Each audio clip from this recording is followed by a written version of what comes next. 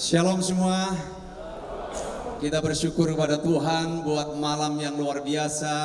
Kita seharusnya terus bersuka cita karena Yesus Kristus Sang Juru Selamat telah lahir di hati kita masing-masing. Kita beri tepuk tangan buat Tuhan kita. Satu kehormatan yang diberikan Tuhan melalui hambanya, Bapak Pendeta Joni Kalangi. Ini sahabat yang sekian lama ya, dan saya melihat kerja keras yang luar biasa dan boleh menghasilkan sesuatu yang baik di Simpang Raya dan sekitarnya. Beri tepuk tangan sekali lagi.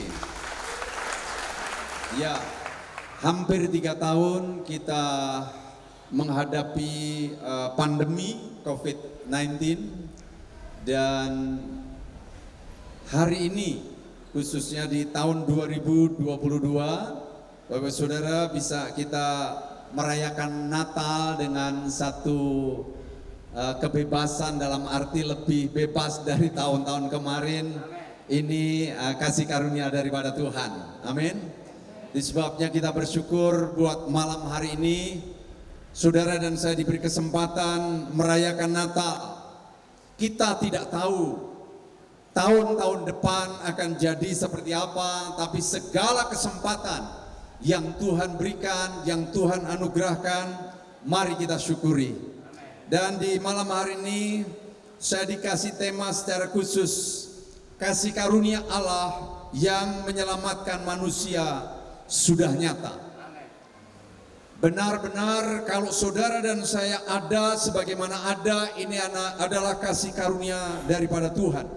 Mari kita membaca sama-sama di ayatnya yang diberikan dari Titus pasal yang kedua, ayat 11 sampai ayat 15. Yang bisa baca boleh baca bersama-sama, yang tidak bisa baca dengarkan saja. Saya akan bacakan dari ayat yang ke-11, bunyinya demikian.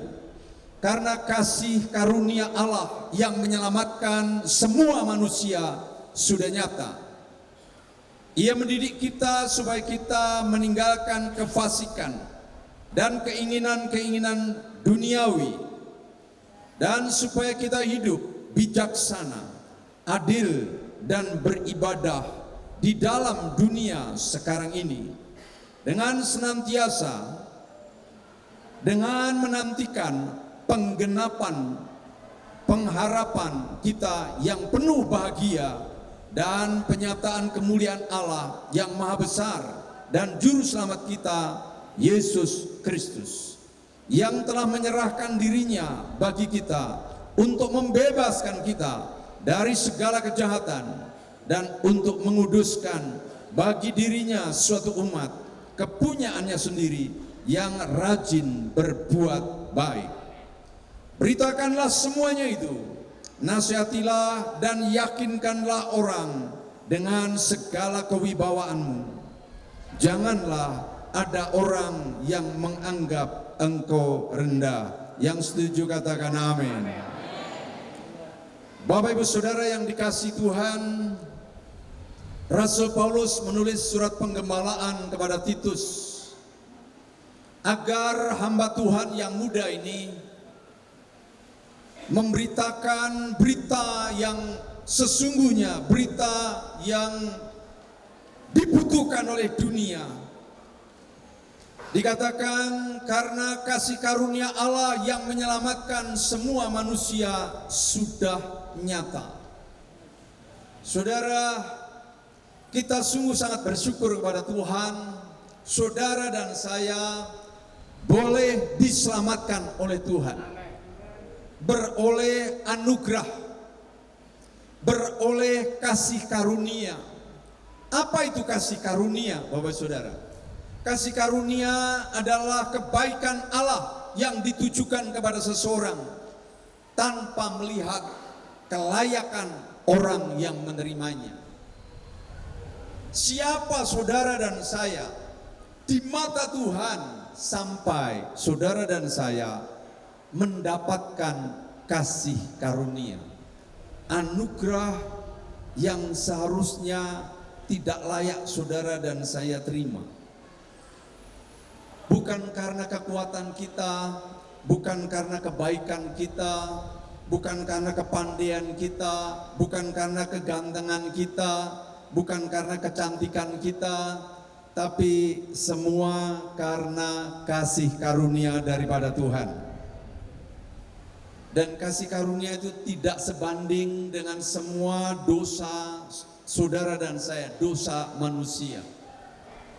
Jadi kalau dipikir-pikir, siapa saudara, siapa saya sampai boleh atau berkenan diselamatkan oleh Tuhan? Semua dosa, semua manusia sudah jatuh dalam dosa dan hilang kemuliaan Allah. Dosa itu sangat menjijikkan di mata Tuhan. Tetapi saudara dan saya dipungut oleh Tuhan, dicomot oleh Tuhan, diambil oleh Tuhan, dikasih oleh Tuhan, diberi mandat, bahkan saudara dan saya dijadikan anak-anaknya. Itu hal yang luar biasa. Kita beri tepuk tangan buat Tuhan kita. Nah saudara, di ayat yang ke-11 ada penekanan karena kasih karunia Allah yang menyelamatkan semua orang sudah nyata.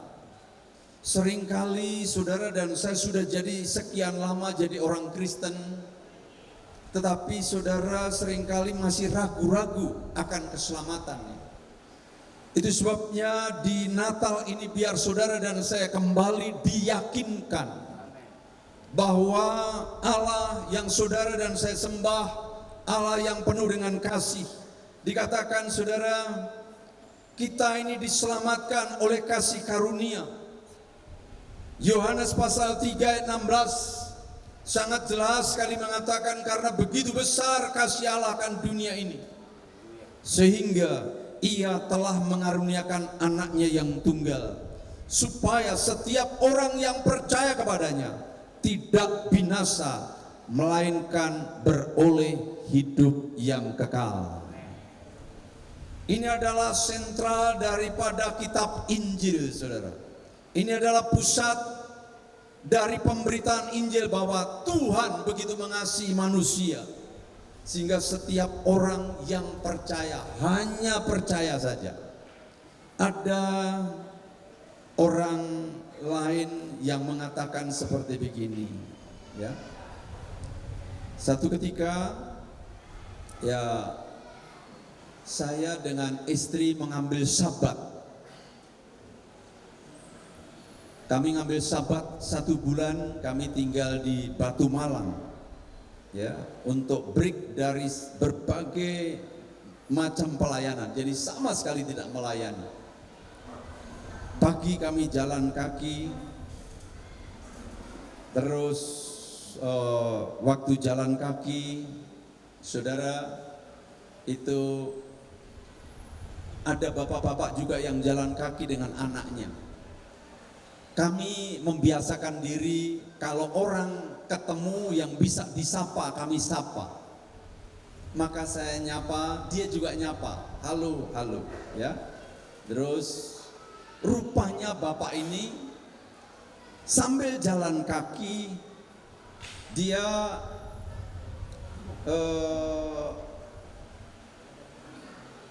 minta nomor telepon yang dikenali waktu jalan kaki. Sesudah minta nomor telepon, WA-na, kemudian ngundang di rumahnya. Ya, dia punya rumah atau punya villa yang sangat besar, ya, hektar. Kami diundang makan, dan habis diundang makan ngomong-ngomong, terus saudara, dia ngundang di persekutuannya. Dia punya persekutuan. Dan sesudah ngobrol-ngobrol, ya, akhirnya dia kenal bahwa kami hamba Tuhan. Tujuannya setiap dia mengenal yang jalan kaki adalah diajak bersekutu untuk dikenalkan nama Yesus. Dan dia bilang begini, saya sudah curiga waktu ketemu Bapak, jangan-jangan ini hamba Tuhan. saya salah jaring, dia bilang begitu. Saya salah jaring. Oh, nggak salah ternyata ya, bisa ngobrol. Dan akhirnya tiap Rabu pada bulan genap kami melayani persekutuannya ini. Dia kumpulkan sebanyak mungkin orang melalui Zoom. Ada yang dari Malaysia, ada yang berbagai kota. Ini bapak ini seorang pengusaha. Dan waktu saya melayani, dia sudah ada yang jadi Kristen, tapi dari latar belakang kepercayaan yang berbeda. Dia katakan seperti ini, kok enak ya orang Kristen itu masuk surga tinggal cukup percaya saja. Saya kok belum yakin, dia bilang begitu. Nah saudara, mungkin juga ada di antara saudara yang datang pada hari ini. Saudara, apa benar saya sudah diselamatkan? Apa benar saya sudah memiliki kekekalan? Biar saudara dengar firman baik-baik. Barang siapa percaya kepada dia, tidak binasa, melainkan beroleh hidup yang kekal. Amin. Keselamatan semata-mata karena anugerah, bukan karena usaha kita, bukan karena pekerjaan kita, bukan karena segala yang saudara dan saya punya. Jelas di sini Yohanes pasal yang ketiga ayat 16 mengatakan seperti itu. Bahkan saudara, Yesus yang saudara dan saya sembah dinubuatkan oleh Yesaya di pasal 9 ayat yang kelima, yang anak-anak sekolah minggu tadi sudah disebutkan. Dia katakan, sebab seorang anak telah lahir untuk kita, seorang putra telah diberikan untuk kita, lambang pemerintahan ada di atas baunya, dan namanya disebutkan orang Penasihat Ajaib, Allah yang perkasa, Bapa yang kekal, Raja Damai. Saudara, luar biasa sekali. Kalau namanya saja Penasihat Ajaib. Penasihat itu hubungannya dengan persoalan. Penasihat itu hubungannya dengan kesulitan. Ya, perusahaan ada penasihat hukumnya, ada penasihat dalam accountingnya, ya, ada penasihat dalam manajemennya. Nah, saudara, Yesus yang saudara dan saya sembah penasihat ajaib. Tidak ada kerumitan yang tidak dapat diurai oleh Tuhan. Itulah penasihat ajaib saudara dan saya. Dikatakan yang kedua, dia Allah yang perkasa. Dia memenuhi segala kepenuhan Allah. Kesanggupannya tidak terbatas, saudara. Biar saudara dan saya semakin kokoh, semakin dalam di dalam dia. Yang ketiga dikatakan Bapa yang kekal, Bapa yang penuh dengan belas kasihan, Bapa yang mengasihi, Bapa yang melindungi, Bapa yang merawat, Bapa yang mensupport segala kebutuhan saudara dan saya. Terkadang-kadang kita berpikir siapa kita ini, saudara. Sampai-sampai yang punya alam semesta ini, saudara dan saya bisa panggil Bapa. Amin. Bapa. Anak siapa kamu? Ini kecamatannya camat apa ini? Barong Tongkok. Oh, anak camat Barong Tongkok. Anak Bupati Kutai Barat. Wah, keren juga. Anak Gubernur Kalimantan Timur. Anak Presiden Jokowi.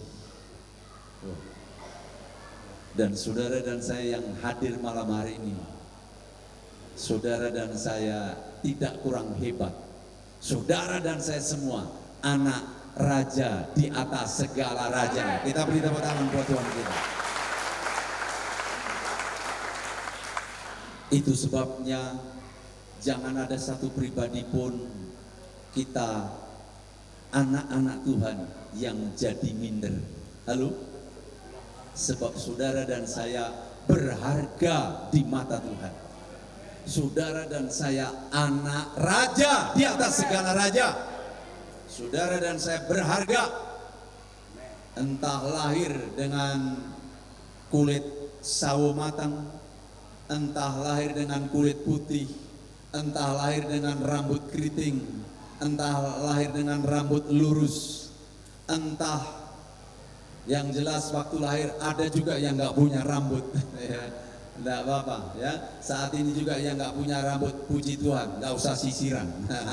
Ya, tetap berharga di mata Tuhan. Saudara, kita tidak perlu minder sebab saudara dan saya berharga di mata Tuhan.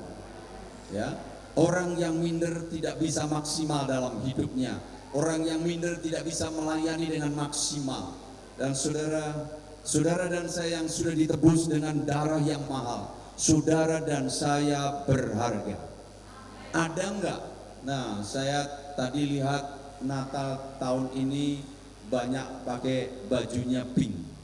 Nggak ngomong kamu, Bapak John.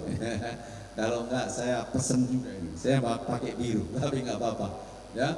Nah, saudara, ada enggak yang ke supermarket, yang ke toko, ya, merem saja langsung ngambil baju, langsung dibayar? Nggak ada, saudara. Saudara pasti milih warnanya, habis itu milih harganya, betul kan? Nah, saudara, karena apa? Saudara beli mau dipakai. Pernah nggak berpikir, kenapa Tuhan beli model saya? Apa kurang orang? Saudara, kalau saudara dan saya menyadari bahwa saudara dan saya dibeli dengan darah yang sangat mahal, saudara dan saya sangat potensial mau dipakai Tuhan dengan luar biasa. Amin. Jadi setiap saudara dan saya berharga di mata Tuhan. Saudara, Tuhan menawarkan kasih karunia. Kurang lebih begini, saya bawa air banyak, ini air segar, air segar, air segar. Nah, saudara, memang air ini segar, tetapi hanya yang menyambut. Di Efesus pasal yang kedua, ayat yang ke-8 dan 9 katakan ini, sebab karena kasih karunia kamu diselamatkan oleh iman, itu bukan hasil usahamu, tetapi pemberian Allah, itu bukan hasil pekerjaanmu. Jangan ada orang yang memegahkan diri. Jadi saudara, air yang segar ditawarkan, saudara, hanya orang yang menyambut, ngambil, saudara, ngambil, mereka akan merasakan apa kesegaran itu. Saya boleh menawarkan, tetapi orang boleh menolak. Dan malam hari ini juga Tuhan menawarkan bagi setiap saudara yang mungkin seumur hidupmu engkau belum pernah mengundang Yesus Kristus masuk dalam hatimu. Kesempatan pada malam hari ini adalah malam keselamatan. Amin. Siapa yang percaya dalam hati dan mengaku dengan mulut bahwa Yesus Kristus adalah Tuhan, maka saat itu juga orang diselamatkan. Jadi bukan karena saudara dan saya berbuat baik seperti itu. Sesudah saudara dan saya diselamatkan, ada benih ilahi dalam hidup saudara dan saya. Itu akan mendorong saudara dan saya untuk melakukan sesuatu yang baik. Amin. Jadi bukan kita berbuat baik untuk selamat, tetapi sesudah selamat saudara dan saya diajar untuk berbuat baik. Kita harus jelas hal ini supaya apa, saudara? Doktrin keselamatan ini jelas sehingga saudara dan saya tidak terumbang-ambing. Maka di ayat yang ke-11 tadi dikatakan, yang menyelamatkan semua manusia sudah nyata, betul-betul nyata, saudara. Bahkan dipertegas, saudara, di dalam Roma pasal yang ke-5 ayat 9 dan 10. Saya bacakan buat saudara. Lebih-lebih karena kita sekarang telah dibenarkan oleh darahnya. Kita sudah dibenarkan oleh darahnya. Ya, kita pasti akan diselamatkan dari murka Allah. Katakan pasti diselamatkan. Keselamatan bukan mudah-mudahan. Keselamatan itu pasti. Korban Yesus di atas kayu salib telah membenarkan saudara dan saya. Ayat yang ke-10. Sebab jikalau kita ketika masih seteru diperdamaikan dengan Allah oleh kematian anaknya, lebih-lebih kita yang sekarang telah diperdamaikan pasti akan diselamatkan oleh hidupnya. Katakan, pasti akan diselamatkan. Dua ayat ini mengatakan pasti diselamatkan. Karena apa? Korban darah Yesus telah membenarkan saudara dan saya. Dan dikatakan kematian Yesus telah memperdamaikan saudara dan saya dengan Bapa di surga. 2 Korintus 5:17 katakan, barang siapa ada di dalam Yesus, dia adalah ciptaan baru. Yang lama sudah berlalu, sesungguhnya yang baru sudah datang.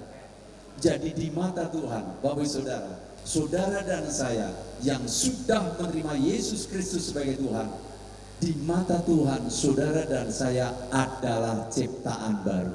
Amin. Jadi di mata Tuhan, saudara dan saya adalah orang-orang benar. Lalu di mata Tuhan, saudara dan saya adalah orang-orang yang sudah dikuduskan. Amin. Itu sebabnya saudara, sesudah saudara dan saya diselamatkan, ya. Poin yang pertama adalah kita belajar saudara bahwa kita diselamatkan oleh kasih karunia Allah. Saudara-saudara yang masih ragu, nanti kita berdoa untuk doa keselamatan.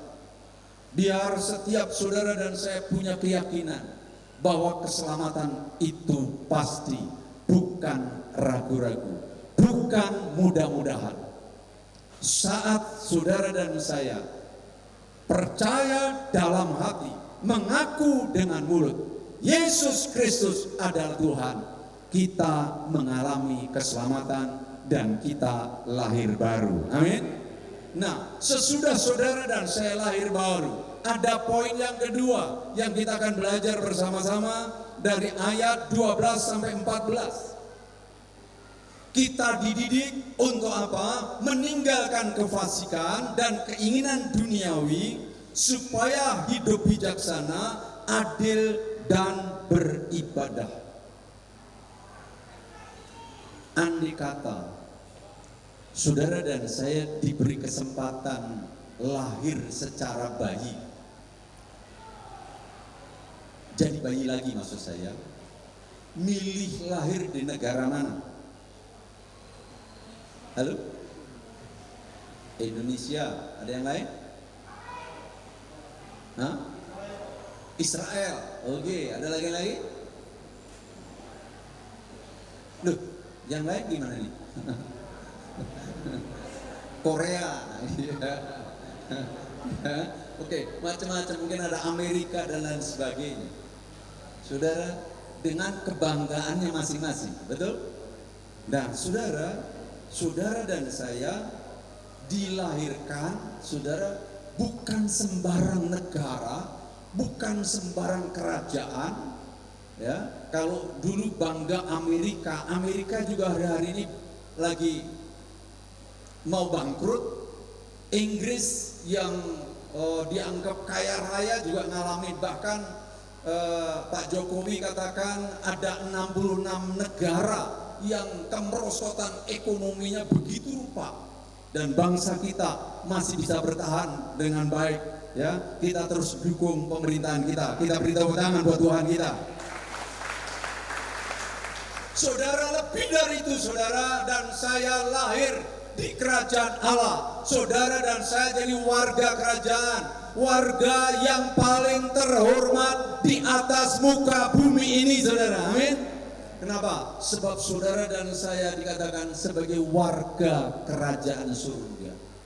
Nilai plusnya begitu rupa. Warga mana kamu? Ya, ada yang bangga tadi, Korea Selatan. Mana Israel? Mana Amerika? Mana Australia? Mana Indonesia? Tapi saudara dan saya adalah warga kerajaan surga. Itu sebabnya karena saudara dan saya sebagai warga kerajaan surga sudah diselamatkan, maka saudara dan saya harus punya kualitas yang jauh lebih baik dari warga kebanyakan. Yang setuju katakan amin. Itu sebabnya di ayat 12 sampai 14 tadi dikatakan agar saudara dan saya meninggalkan kefasikan. Yesaya 55 ayat yang ke-7 mengatakan seperti ini. Baiklah, orang fasik meninggalkan jalannya dan orang jahat meninggalkan rancangannya. Baiklah, ia kembali kepada Tuhan, maka Dia akan mengasihaninya. Dan kepada Allah kita, sebab apa? Ia memberi pengampunan dengan limpahnya. Karena saudara dan saya orang-orang yang terhormat, warga kerajaan surga, maka saudara dan saya juga harus punya kualitas hidup yang lebih. Caranya gimana? Kitab Kolose pasal yang ketiga ayat yang ke-5 sampai ayat yang ke-9 mengatakan demikian. Banyak ayat tentunya, ya. Saya kutip saja dari kitab Kolose. Dikatakan seperti ini, saudara. Karena itu, matikanlah dalam dirimu segala sesuatu yang duniawi. Apa yang duniawi itu? Yaitu percabulan, kenajisan, hawa nafsu, nafsu jahat, dan juga keserakahan yang sama dengan penyembahan berhala. Semuanya itu mendatangkan murka Allah atas orang-orang durhaka atau orang-orang fasik tadi. Dahulu kamu juga melakukan hal-hal itu ketika kamu hidup di dalamnya. Tetapi sekarang buanglah semuanya itu. Apa yang harus dibuang? Yaitu marah, geram, kejahatan, fitnah, dan kata-kata kotor yang keluar dari mulutmu. Jangan lagi kamu saling mendustai, karena kamu telah menanggalkan manusia lama serta kelakuannya. Amin. Sebagai warga kerajaan surga, sebagai ciptaan yang baru, ada yang harus kita matikan, harus ada juga yang harus kita buang. Yang kita matikan apa? Dikatakan percabulan, kenajisan, hawa nafsu, ya, nafsu jahat, keserakahan, itu sama dengan penyembahan berhala. Ya, kemudian yang harus kita buang apa? Marah-marah. Mungkin ada yang tiap hari marah. Wah, gimana Pak supaya saya tidak marah-marah lagi? Ya, ada yang oleh kasih karunia Tuhan bisa menang. Ada yang bertahap. Ya, kebanyakan saudara dan saya terus akan tumbuh dalam tahapan-tahapan. Tapi mari kita juga belajar mengapresiasi maksud saya. Ya. Mungkin ada orang yang punya kebiasaan yang buruk, contohnya kebiasaan merokok. Kemarin saya hari Sabtu saya potong rambut sama barbershop, ngobrol-ngobrol. Dia bilang begini, saya bilang begini, badan kamu sekarang tambah gemuk ya, si barbershop langganan ini. Iya Pak, sejak saya pulang dari rumah sakit. Sakit apa? Saya, paru-paru saya parah sekali. Karena apa? Saya ngerokok. Sehari berapa bungkus kamu? 2 bungkus. 1 bungkus isi berapa? 12. Wih, sehari 24. Berarti seperti lokomotif. Ya. Tapi saya udah kapok. Saya tidak merokok lagi Pak. Karena apa? Wah, saya parah sekali. Ya, ada satu perubahan hidup. Ya, jadi saudara membuang. Ada yang bertahap, ada yang bisa spontan. Apapun saudara, mari kita yang bisa membuang tahap demi tahap. Bagian apa yang tidak berkenan, kita apresiasi bahwa itu datangnya daripada Tuhan. Kita beri tepuk tangan buat Tuhan kita. Yang jelas apa saudara? Dalam hidup ini harus ada sebuah perubahan. Saya kemarin diceritakan sama istri saya, waktu kami makan malam karena mobilnya dari Balikpapan ke Merak ini saudara, sempat yang pertama pecah ban, panas, ganti mobilnya kekecilan, ganti lagi mobil ketiga, kemudian pecah ban saudara. Saya WA dengan Pak Joni, wah, ibadah Natal jam berapa? Takutnya nyampe apa enggak ini? Karena mobilnya bertubi-tubi ganti-ganti. Wah, nyampe lah, gitu ya. Nah, saudara, sempat waktu di terminal bandara, kami ngobrol dengan ibu-ibu yang sama-sama nunggu travelnya itu, cuma kenalan saja. Sempat ngobrol, dia duduk di belakang. Sempat turun kemana waktu ban pecah dan mobil panas, sempat ngobrol lagi. Terus waktu makan saya tinggal ke kamar kecil karena satu meja dia duduk. Nah, si ibu ini ngomong begini, ya, mohon maaf ibunya ini dari masih kepercayaan dan ya masih sebelah ya saudara kita, ngomong sama istri, saya lihat bapak ini kelihatannya bapak pendeta ya, ibu gembala ya.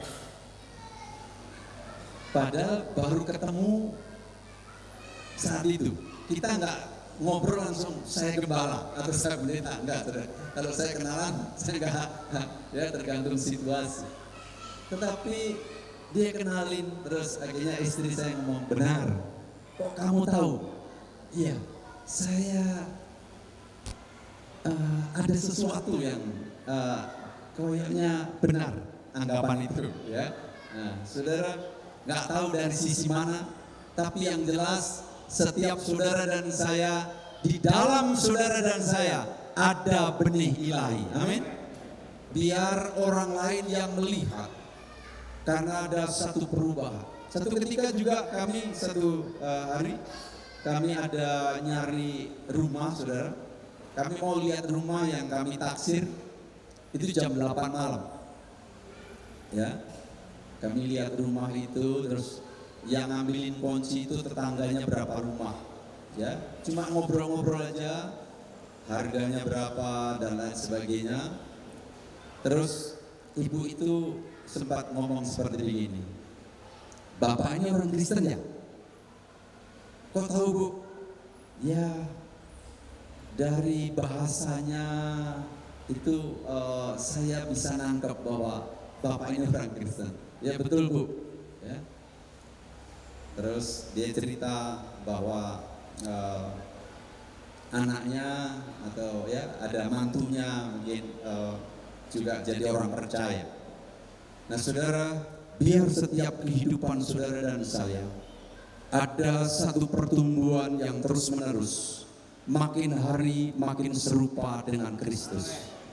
Dimanapun saudara dan saya ditempatkan, biar mari saudara kita menjadi saluran berkat, ya, menjadi alatnya Tuhan untuk saudara dan saya terus membawa kabar baik daripada Tuhan.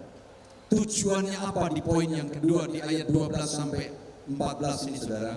Dikatakan setiap saudara dan saya dididik untuk meninggalkan kefasikan dan keinginan duniawi, supaya hidup saudara dan saya bijaksana, hidup saudara dan saya adil, hidup saudara dan saya beribadah kepada Tuhan. Amin. Saudara, pandemi COVID-19 telah memporak-porandakan dunia ini saudara. Kita belum tahu tahun depan seperti apa. Yang jelas sudah diramalkan oleh para ekonom, para ahli pikir, 2023 masa yang jauh lebih gelap saudara. Dan itu juga yang ditulis oleh Alkitab. Apa yang saudara dan saya harus lakukan sebagai anak-anak Tuhan? Saudara, Di Ibrani pasal yang ke-10 ayat 25 dikatakan seperti ini.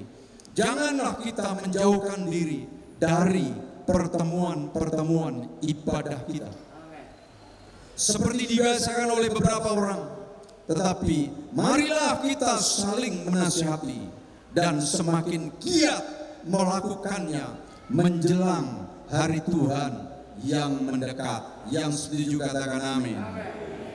Apa katanya Bapak Saudara? Jangan menjauhkan diri dari pertemuan-pertemuan ibadah kita.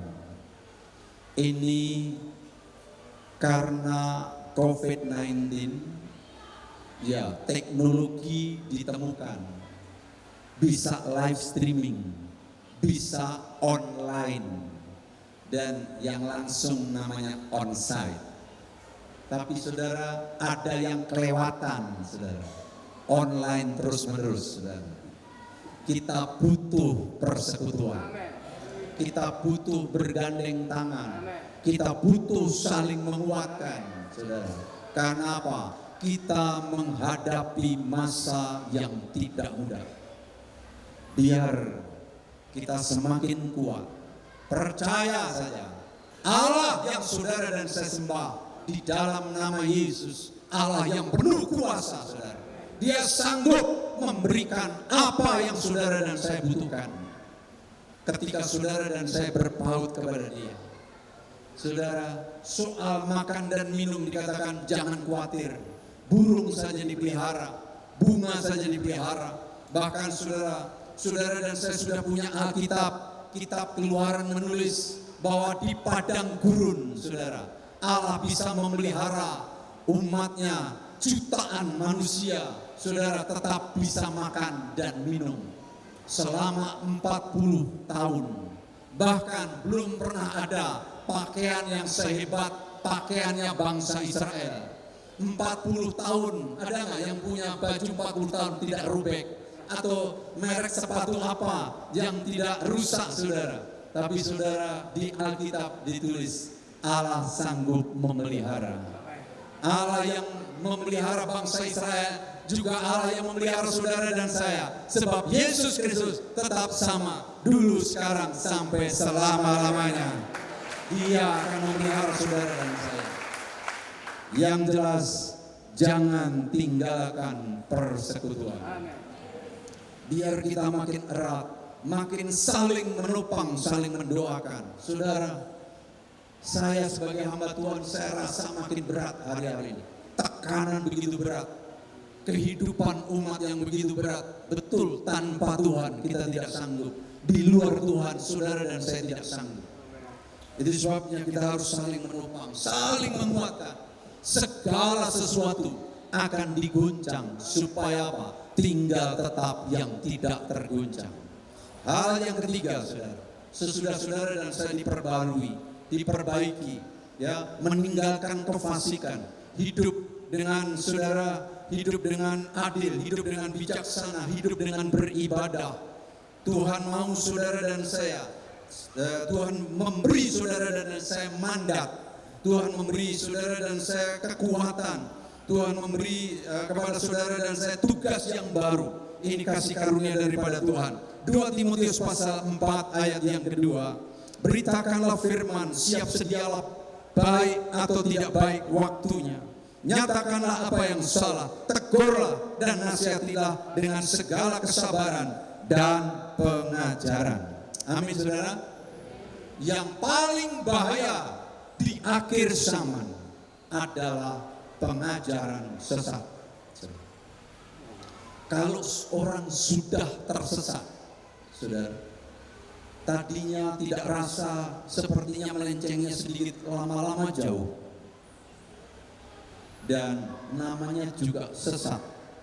Jurusannya, kalau sudah sesat, berarti kebinasaan. Itu sebabnya saudara, cintai firman, suka baca firman, renungkan firman. Saudara dan saya, kalau saya tanya, saya pakai jam ini, jam saya palsu atau asli, saudara tidak akan tahu, kecuali saudara ahli jam. Kecuali saudara mengerti jam itu. Kalau saudara mengerti jam, maka saudara palsu Pak, asli Pak. Kalau saudara dan saya mengerti firman Allah, ada pengajaran yang berbeda, saudara dan saya akan bisa menolaknya. Ya, kita butuh hikmat daripada Tuhan. Jangan sampai kita yang sudah mengalami keselamatan terhilang. Mari jangan tinggalkan persekutuan. Ayat yang terakhir katakan begini, saudara. Mandat itu buat saudara dan saya. Dikatakan di Markus pasal 16 ayat 15 sampai 18. Lalu ia berkata kepada mereka, pergilah ke seluruh dunia, beritakanlah Injil kepada segala makhluk. Siapa yang percaya dan dibaptis akan diselamatkan, tetapi siapa yang tidak percaya akan dihukum. Perhatikan ayat 17 ini, saudara. Tanda-tanda ini akan menyertai orang-orang yang percaya. Mereka akan mengusir setan-setan demi namaku. Mereka akan berbicara dalam bahasa-bahasa yang baru bagi mereka. Mereka akan memegang ular, dan sekalipun mereka minum racun maut, mereka tidak akan mendapat celaka. Mereka akan meletakkan tangannya atas orang sakit, dan orang itu akan sembuh. Amin, saudara. Setiap saudara dan saya yang sudah diselamatkan, 3 poin saja kita belajar di Natal ini. Keselamatan itu kasih karunia.